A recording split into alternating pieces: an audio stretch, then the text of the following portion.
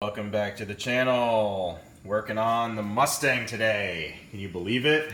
Been getting so many questions about where's the Mustang? Where's the videos? Did you sell the Mustang? Nope, here it is.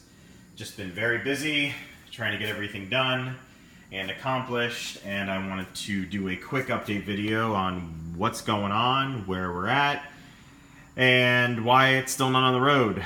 So I took a long break from working on this just because life tends to get in the way, and so does work. So let me give you an update here on what's going on. What you're looking at there is what's holding this job up, putting on this Holley Sniper fuel injection system.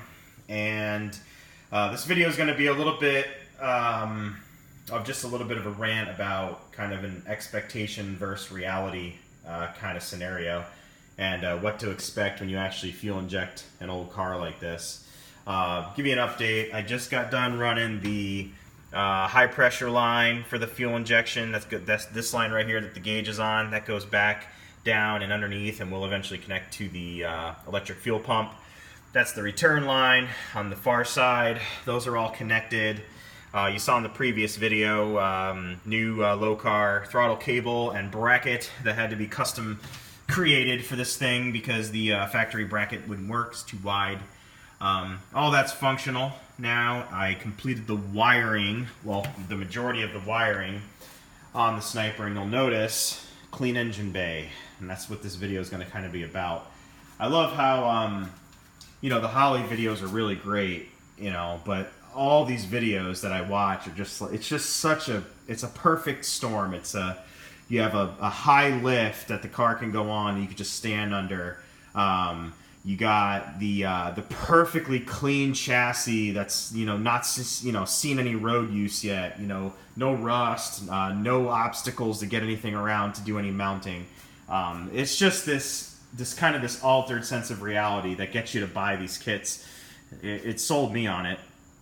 But when you get under these old cars, you start digging in, and there's certain things you got to fix and certain things that need addressing, and you don't want to just slap everything together and have a rat's nest of wires all over the place. Like, for example, back here, if I kind of take you close, all my wiring is all attached to the firewall back here, with the proper connectors, with rubber insulators the way it should be. All the penetrations that go through the firewall are in tidy looms. Here's the primary group of 12-volt feed lines. Here's all the smaller 12-volt sensor communication lines. Here's some more. It would help if I had a light. Hang on. Grab this light. Show you. Because this stuff's important, guys. Here's the... You can see this loom here, that's all tied together. That's all for the rest of the fuel injection. So there's no wires exposed all over the place. Nothing's falling on the engine. Nothing's resting on the intake manifold. Nothing's laying on the valve cover. All this kind of crap is seriously time consuming. I still have some work to do with the distributor wire when I'm done wiring that up. But all this crap is very time consuming, and you don't necessarily think about all this when you jump into stuff like this, because you end up slapping it together and stuff's laying all over the motor. You got burnt wires everywhere. You're trying to rush the project, and it just makes for a bad job. So this is what's been holding it up. So to do all this the right way, you need to run the internal computer that connects to the Sniper through the firewall. That all is it's the main control panel, if you will, for the ECU, which is connected to the Sniper in the back. That all needs to be done. When you do that, you got to take your whole dash apart. When you do all your wiring, like the way I've done this, you'll notice this has got a full MSD digital 6 ignition setup on it, but you don't see any box anywhere. The only thing that you see that's indicative of an MSD setup is the blaster coil. But everything else is hidden because everything else has been run and relocated from the engine bay, which gets wet, moist, gets road grime and crap all over it. Everything's been relocated to inside the vehicle, underneath. So if I take you around, you look at the car. Again, let me get my light. Come around and look at the car, and there's not going to be any evidence that anything's been done. which is the way I like it. So you come in here and the whole damn thing looks stock, with the exception of the radio that you probably didn't notice down there by the shifter. But everything looks stock. That's because everything is run up underneath the dash. So what that does is that gives you a clean install. It keeps all the road rash and the grime and the dirt and the dust and the moisture away from all your electronics. You take one of these old cars and you make it fuel injected because you want reliability. And I see this on all the videos I watch. Everyone does all this, but then they got their whole damn MSD set up in here. They got all their wires kind of resting in here. You take away all your reliability when you do that kind of crap. So the expectation versus reality when you're, and especially also, you know, taking a deeper dive into fixing up one of these old cars. You know, I got this car almost 10 years ago, and it still has a place in the garage here where it's getting continuously worked on. It's nowhere near finished. And I had all these hopes and dreams of, oh, I'm going to take it, I'm going to build a motor for it, which I did. I'm going to drop it in there. I'm going to get rid of the old stinky clunker out of there. I'm going to put electric fans on. I'm going to do all this stuff. Well, guess what? Money. Everything costs money.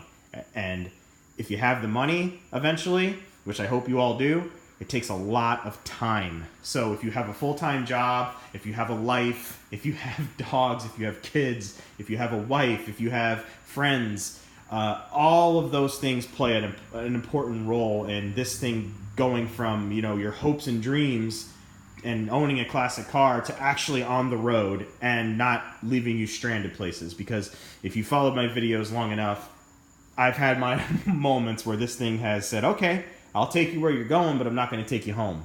And the reasons are, you know, reliability, you didn't do things the right way, you rush things, you know, I'm old. Like, a lot of things play into these cars. So expectation versus reality.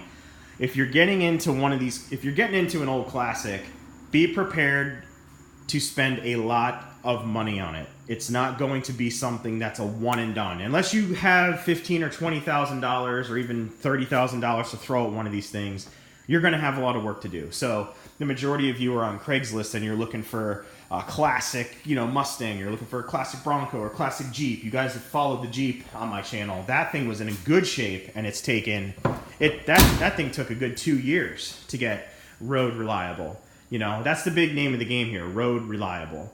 I'm doing this shot here, and I'm actually noticing the fender is still unbolted. See there? That's from when I was doing all the Marty AutoWorks paperwork on it. But it takes a long time. So, you know, it's a bit of a rant video, but I think it's an important lesson. And you hear a lot of guys talk about this kind of thing, but, you know, get down to it. The car is almost 50 damn years old. That's 50 years that this thing's been in existence. And that's 50 years on the rubber, 50 years on the brake hoses, 50 years on the metal lines, you know, was 50 years on the engine that had already been swapped when I got it, 50 years on the interior. All those things, 50 years on the chrome, the glass, the body, all those things add up. And if you're looking for a concours show quality car, just be prepared to spend as much time as you are going to spend money on it. It's just an important lesson. Prime example of this car, picked this car up for about, I don't know, $6,500. And when I got it, I drove it home, and I had all these dreams of, oh man, this is going to be the coolest thing ever, and I'm going to drive it around, and everyone, you know, I got clients, and they're all going to think it's different and unique, and you really look at the reality of it is, it had an old clunker engine on it. It had a 2-barrel carburetor that couldn't breathe. It couldn't downshift for some reason. There was something wrong with the torque converter on it. It was smoky. When you get into cars like this and they're not fuel injected, you have to remember that you're going to smell like gas all the time. So you're going to smell like a friggin' lawnmower. You're going to smell like you just cut the grass, which I don't mind. I like it. But things to consider. So when you take your wife in it, or your girlfriend, or your boyfriend, or whatever, you know, you guys are probably going to smell like you just cut the grass when you get to the movies, or you get to dinner, or you get to your parents' house, or whatever. So there's things you got to think about. There's also things like vapor lock that are a real thing now. There's also things to think about if you run a carburetor and not a fuel injection system, you're going to run into a lot of ethanol fuel problems, and you're going to run into a lot of gumming up of your fuel. So you have to constantly be treating your fuel, constantly be paying attention to your fuel lines and running it and cycling the motor. These things love to give dead batteries. A lot of these old cars have shorts in them that you have to go through. That's a whole other thing. I had to go through and rewire the whole damn car to make everything work. The headlights didn't work, the parking lights didn't work, brake lights didn't work. So you got to go through that whole gamut, you know, and then you're going to be buying more tools and power probes and voltage testers and learning about ohms and voltage drops and all this other kind of thing. So another thing to consider if you live in a hot climate, a lot of these cars, especially the cheaper ones that you're going to find on Craigslist, they don't have air conditioning. So you're going to have to jump in with both feet and do air conditioning. This car, I did the air conditioning on this car. There's the compressor, evaporator, all the hoses, the internal box, the controls. You're going to be learning about that and how to get that going, and just be prepared to spend, you know, $1,000, $1,500 on an air conditioning system. Then you're going to have to retrofit brackets to get your AC compressor to fit. There's all little considerations you have to make before you jump into doing the classic car thing. And this video is not meant to discourage anybody, but this is a video that's been a long time coming because you need to pay attention to everything before you think about doing it. Because the last thing you want to do is do a car like this or a car you find an injustice. You want to make sure that you preserve these things. We want to get them back on the road, right? We want to see them again. They're rare. All we see all the time are new cars. I can't tell you how many times I see new Hyundais and new Honda Civics. I mean, they're all over the place. It's become the image of the road, right? So to see something like this coming down the road, you know, this may not be your favorite car. This was not my favorite body style when I got it, but I've come to love it. I've come to appreciate what it is. I know every little nick and scratch on it. I know where the body work is bad. I know in the engine bay, I even could tell you where all the little holes are in the engine bay. You know, it becomes a character. You know, you kind of grow with it. And I've had it for 10 years. So if you guys do the same thing and you're restoring something and it's a labor of love, you know, consider that you're going to probably end up keeping it forever because you're going to fall in love with it. These things are rare. So not to discourage, but please be mindful of every little thing that these things require, you know. And this car is very, very close to getting on the road. It really is. It's a couple of sending lines and return lines on the fuel pump. Put the gas tank back in it. Run the power from the ECU to the fuel pump. Put some gas in it. Cross your fingers and pray that it starts up. You know, it's close, but there's other things that haven't been addressed yet. There's, you know, it's still got drum brakes on it, you know, which are fine. You can drive it like that. You're just not going to stop as fast as your newer cars, you know. There's things. So if there's one thing I want you to take away from this video, it is to get excited about a classic car. I want you to love it. I want you to want one of these things. But I also want you to keep the reality of what these are and what they take. Another big thing before I leave you on this video is a lot of these classics leak water. Prime example is that Ranger that I just bought. It's a 1988 and it leaks water through the cowl. If you're going to be working on one of these for a long term, you're going to either need to get a temporary little canopy cover where it sits under your yard. You're going to be throwing a tarp on it. You're going to need to keep it covered. You don't want any of this crap to get wet, so be mindful of having space to keep it in. You know, I can't tell you how many times I've cursed this car because it takes up my little 2-car garage and I can't use my garage for stuff. I've gotten used to it, but it's something to think about. So let me also show you before I leave. I know this video is long, so if you've stuck with me this far, I can kind of show you the interior that I didn't spend that much time on originally. Turn my light on. I put the whole interior back together on the car. Finally, this thing sat in here for over a year, dismantled, because I was doing all the wiring on it. I have the interior in the back all buttoned up and put back together again. I got a little sail panel I got to put in, but for the most part, it is back together. To give you a look real quick on the Holly Sniper setup, you'll notice you don't see it anywhere in here. It's because I keep it hidden underneath. But I wanted to show you this. This is what comes with the fuel injection system. Right here, you get this little handheld controller. So if I turn the key on,